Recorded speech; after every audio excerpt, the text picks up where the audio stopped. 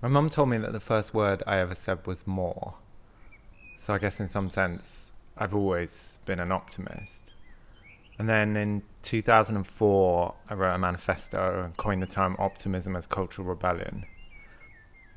When challenged on optimism by someone saying that statistically speaking, pessimists predicted the future with more accuracy, I responded saying, while optimists might not correctly predict the future, they actively created it instead.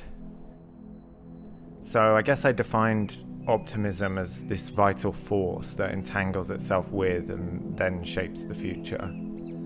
I think I felt optimistic all the time, and I pretty much spent my whole life running on adrenaline, which has now shown itself, in me at least, to be unsustainable.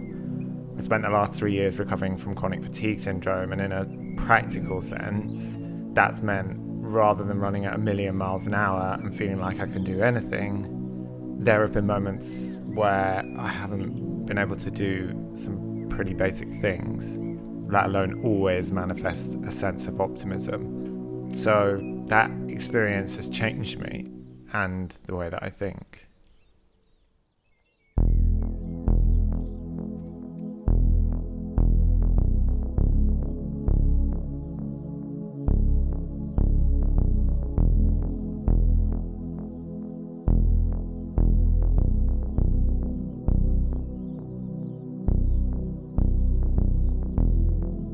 I still think that optimism can be a powerful force in changing things.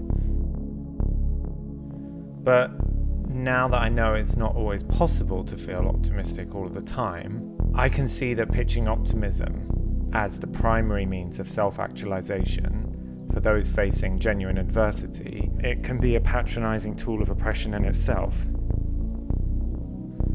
Simplistic positivisms in the face of hardship or by your bootstraps philosophies can tacitly reassert the toxic idea that inequality arises from the attitudes of those who are oppressed rather than the systemic violence enacted upon them.